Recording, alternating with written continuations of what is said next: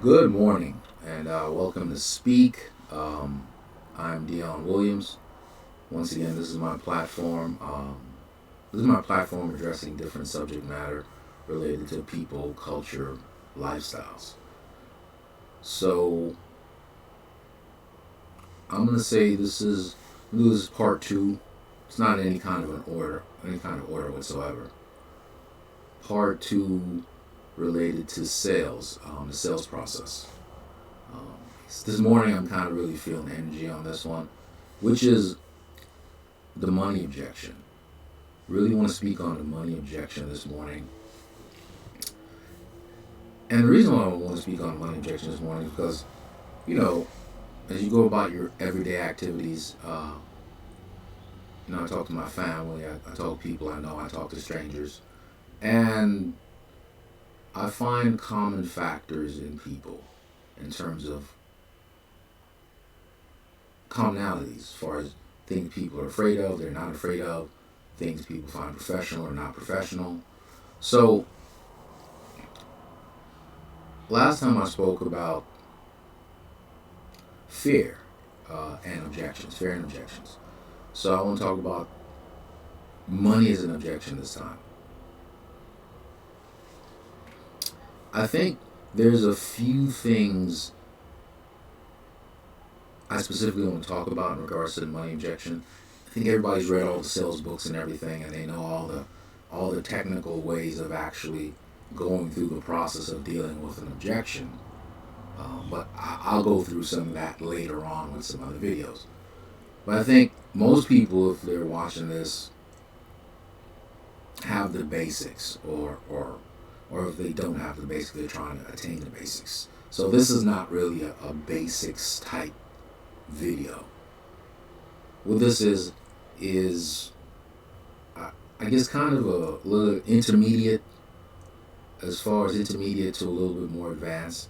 But I think this concept works as far as the money objection goes, because I don't think you need to have any depth of skill to be able to implement, some of these tactics, or I would say have this thought process, because you have to have this thought process in order to try it out, no matter what you read or how much training you have. The thought process basically is, as people, everyone has their things, things they find private, things they don't mind talking about. People think that most people in general have an issue talking about money, which is, I think, not talking about money is really old school. I think it's the way people used to do things. Like, I have a Caribbean background, so my mother and family of that generation still don't talk about money with the younger generation, even though we might be in our 40s and 50s now. They still don't talk, because that's a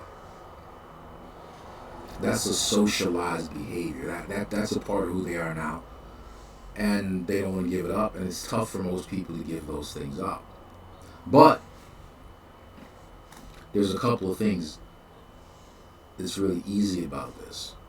Number one is, me personally, and I'm a little biased, so me personally, I wouldn't really work with someone who didn't talk about money as far as a huge project or a costly project in my home, or a personal purchase that I was making. If someone was uncomfortable talking about money in terms of something like that, I wouldn't have any confidence in them.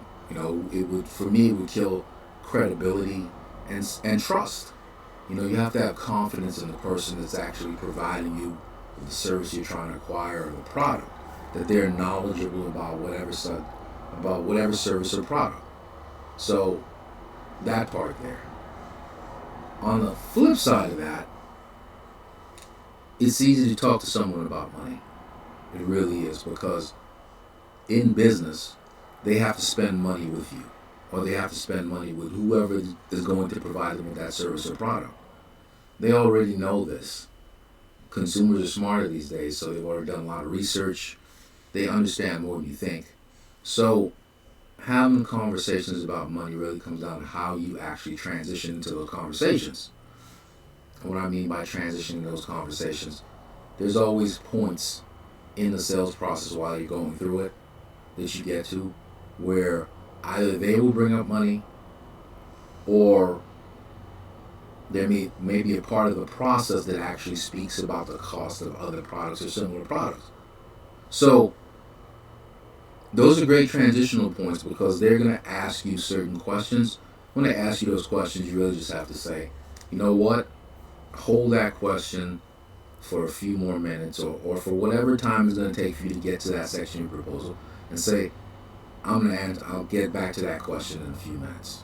But you're not really going to see the value in what I'm talking about if I don't go through this process with you. You're going to see the price, but if you don't see the value, then the whole thing's going to be irrelevant, right? Always get confirmations as far as what you're saying, because if you don't confirm, it's just you talking to yourself. You know, you want them to agree with you because what they say is the only thing that matters. And what I mean by they, what the customer says is the only thing that matters. So if they say it in their own words, it's true and genuine, it's real. If you say it and they nod, it's probably compliant. They're agreeing with you to get through the process. Okay, so now back to what I was talking about. Now, trust plays a huge part in the whole process of dealing with talking to people about money. But transitioning into talking about money is going to be based on how well you did your warm up and how well that conversation flowed, as far as you get a feel for it based on, was it genuine. It has to have certain components, which we're going to have to cover in a whole other video. But money, as far as an objection, you can use money to actually establish how credible, how trustworthy you are in terms of your straightforward and honesty. But you can actually put off that part of actually having that conversation until you go through your proposal or go through what you need to, because if you don't, it's not going to have the value by the time you get to the money. So it's just going to be a waste of time. See, and don't think of it as a waste of time for you. Think of it as a waste of time for the customer, for the client. Because if you did it properly and correctly, they would have what they needed to make a decision, whether it's a yes or no decision. See, so that's the other thing about money. People are afraid of getting a no in regards to the money. But keep in mind, there are a lot of negotiation books out there. Negotiation doesn't begin until you hear no.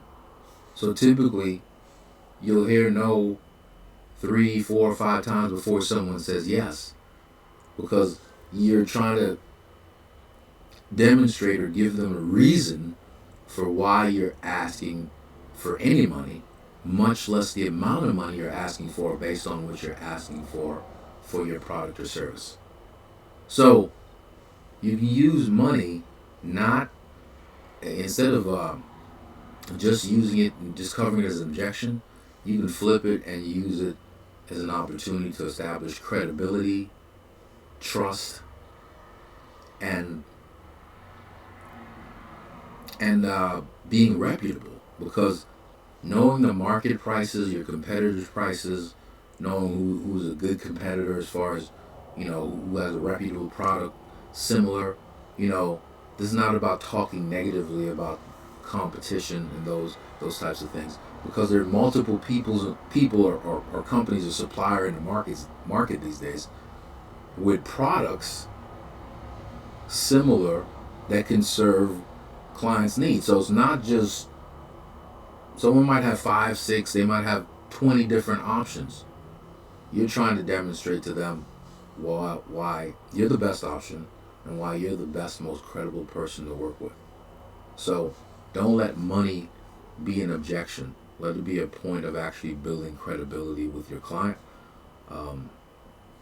And Once again, would love your feedback on this. I know these videos are not the best right now, working on lighting, sets, and all that kind of stuff. So, but I want to get some material out there because I guess this is something that I'm passionate about. I enjoy doing, talking about sales, but talking about certain things, not from the position of bombarding people with my perspective, but to provoke conversation about these things, and get feedback. And if there's an opportunity to help someone, pay forward. And subscriptions. I am actually trying to get to 1,000 subscribers. I'm just starting out this project, and it's gonna improve and it's gonna evolve as I go along. But if you guys enjoy the material and you want more, send your suggestions, and definitely leave your comments and subscribe. I'd love to provide you guys with any additional information you might need regarding sales processes, starting a business, marketing, advertising, any of the things that's in my wheelhouse of knowledge. I'd love to share, and actually I'd love to get some knowledge back also. So I'll leave your comments and catch you on the next video.